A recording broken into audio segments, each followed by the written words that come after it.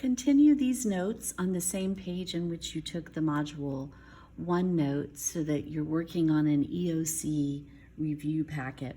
Module 2 was fairly short. The second half of Module 2 we just skipped over because we knew we would be coming back and revisiting each of those concepts.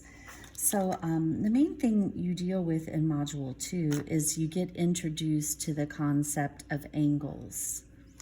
So you learn how to name them. How do you name an angle? You can name it with a number, you can name it with a single letter, and sometimes you do need to use 3 letters, where the one in the middle would be the vertex. So angle 1 would look like that. Angle A is the point, would look like that. And then we might have cause to call it an angle with 3 letters. Y is the vertex, if you have more than one angle happening at that vertex. So remember, if I ask you to point to angle Y, you wouldn't know which angle I was talking about. But if I put X there, I don't want to use X twice, do I? And Z there, then when I say X, Y, Z, I'm talking about that angle there, not, it would involve that ray. That would be X, Y, Z. So then once we talked about just how to name a single angle, then we looked at pairs of angles. And we had a quick introduction to this because we revisited in Mod 3 in a lot more detail. But what were the types of pairs? Well, we have vertical angles. And we know that vertical angles are across from one another and they're congruent. That would be an example of vertical angles. We have adjacent angles. So those angles are next to one another and they share a side. So this could be the side that they share. And let's just say that angle 1 and 2, that's a pair of adjacent angles there. Then we looked at a linear pair. And the linear pair, they are adjacent, they share the side, but the sides they don't share make a line.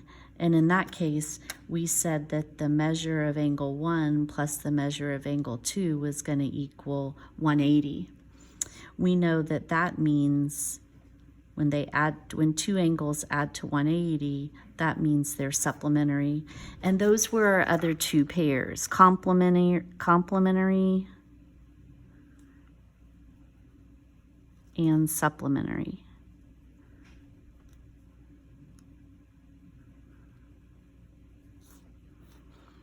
Okay, so when they were complementary, these come, remember, we're talking about angle pairs, so it's angles that add to 90 degrees. When they're supplementary, they add to 180.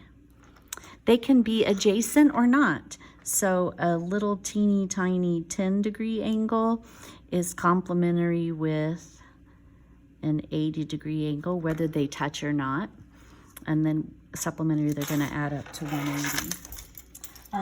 Really the only other thing we did in Module 2 with respect to those angles was we looked at the concept of an angle bisector.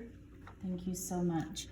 An angle bisector is a segment or array that takes an angle and cuts it into 2 equal pieces. So this ray itself is the angle bisector.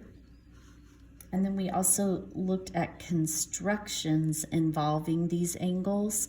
And I'll do just a completely separate video on the actual constructions. But the 2 constructions we did was we bisected an angle and we copied an angle.